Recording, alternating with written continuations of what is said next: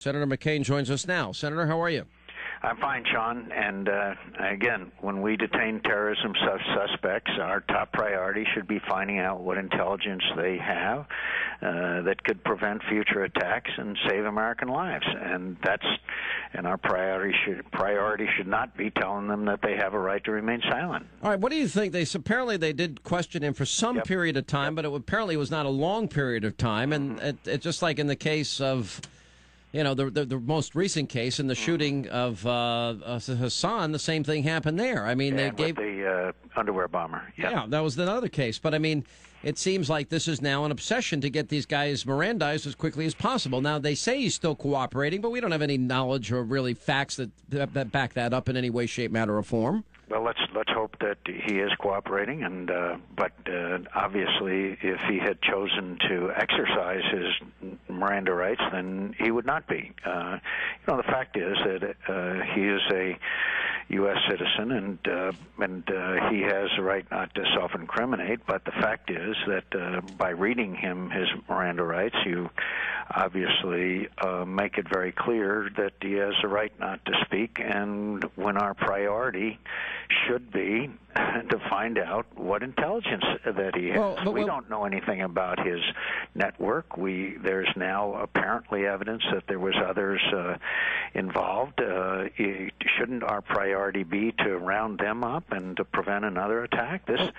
I don't know all the details of this, and I'm sure you don't either, Sean, but apparently this is something that bomb could have gone off if it had been properly wired. Oh, absolutely. I mean, look what they had in. He had fertilizer in there. He had M80s in there. He had gasoline in there. I mean, this thing could have blown up. And look, as somebody that walks through Times Square often, I mean, there are always a ton of people there. This was done to inflict terror and damage, maximum damage on as many people as possible. Now, what Eric Holder said... Go ahead.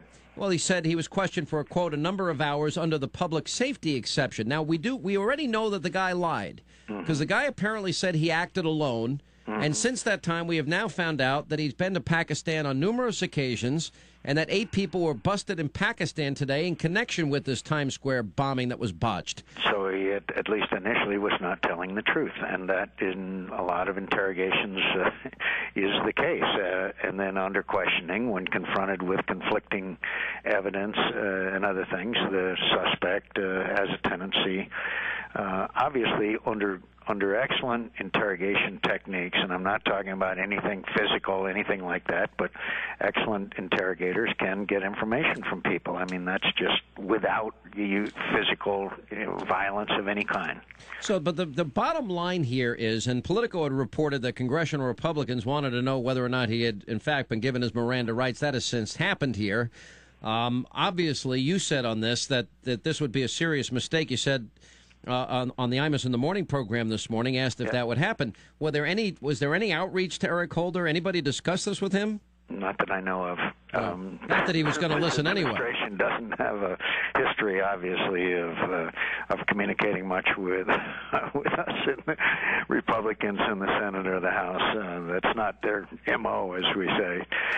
Look, this is another situation following on the underwear bomber, that apparently the priority is not what most Americans' priority is, and that is to get as much information as possible to prevent another terrorist attack. Explain the difference here. Our first priority, our nation's government's first priority, is the safety and security of its citizens, including, by the way, a secure border. Apparently this guy became a citizen in April of 2009. What do you say to those people that say that they were right to give him his Miranda rights? He's an American citizen taken into custody on U.S. soil, which is different from an enemy combatant picked up on a foreign battlefield.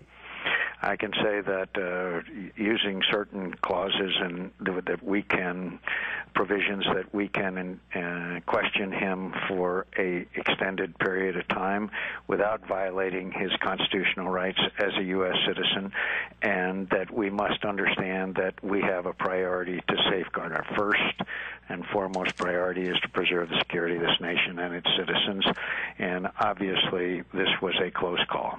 You know, Sherlock Napolitano, Miss Man-Caused Disaster, an overseas contingency operation, She actually said yesterday, it could be terrorism after we found all these explosives in the car. And I'm like, do you think? You think it might be? Listen, I say with great respect, when questioned as to whether the border was secured or not, she said the question was unfair. No, that was Lindsey Graham. I saw the exchange. Is it unfair for the American citizens to ask if drugs, armed gangs, syndicates, human smuggling rings are crossing our border? And it's unfair to ask if that's the case, whether our border is secure or not? Of course it's not. As we just found out a few days ago, as you know, when a deputy in Pinell County was shot in the stomach by an AK-47. And by the way, that's not on the border. It was 50-some miles north of the border. Why do you think, and let me play, for example, the comments of Mayor Bloomberg and Congressman Gerald Nadler, and after I'm done playing this, I want you to answer this question. Why do you think liberals seem very intent on minimizing or dismissing what is a real reality of Islamic terrorism, but also, on the other hand, working very hard, and almost instinctively suspecting, quote, right-wingers could be responsible for this? Here's what Bloomberg and Nadler said. Law enforcement officials don't know who left the Nissan Pathfinder behind, but at this point, the mayor believes the suspect acted alone. If I had to guess 25 cents, this would be exactly that. Somebody who's homegrown, maybe a mentally deranged person, or somebody with a political agenda that doesn't like the health care bill or something. It could be anything. And the fact is that whether the guy who did this or the people who did this were with some Islamic terrorist group or whether they were some right-wing nut group, in one sense it doesn't matter because they're all dangerous. I'm listening. Go ahead. I mean, that just defies logic. We are facing, throughout the world, the threat of radical Islamic extremism that want to destroy everything we stand for and believe in. And I do not diminish other threats, please, but I mean, it's beyond comprehension, But John, you're a student of history, and I'm a student of history. There's a great book by William Manchester, a series of books about Winston Churchill, and the appeasement that was practiced by Neville Chamberlain, and then during the Cold War, this attempt to accommodate the Russians and the Soviet Union, that if we just do the right thing with them and sit down and talk with them, they'll be different. There's a history for a long, long time of the liberal left who wish to accommodate rather than confront. All right, Senator John McCain, appreciate you being with us on the program today. Peace in our time. The reality is obviously lost on some when it's so obvious. And and the funny thing is if I would have dared to mention yesterday, well, isn't the odds are that this is somebody that's part of this, Islamic radical group that wants to destroy America, I would have probably been excoriated for even suggesting without evidence that could be a potential threat. Life isn't fair, my friend, and next time I come on, I'd like to talk border security with you because it still remains a... Well, we have a minute. I mean, I asked you about this. 60% of the American people say that we need to secure the border. 70% say in my home state our border is not secure. We need the National Guard there, and we have to secure the border first. The level of violence is incredibly high. There is an existential struggle between the government of Mexico and the drug cartels. They are abusing human rights, these human traffickers, in the worst ways you can imagine. Panel truck, a U-Haul truck apprehended the other day with 67 people crammed inside. They take them to these drop houses. They demand ransom. They brutalize them.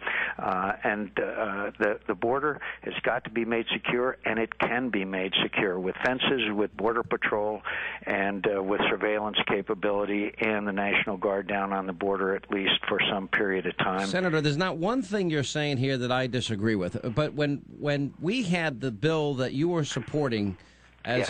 The last, I know you're. No, but I mean, told me that before. Look, during the presidential campaign in 2008, I said we have to secure the borders first.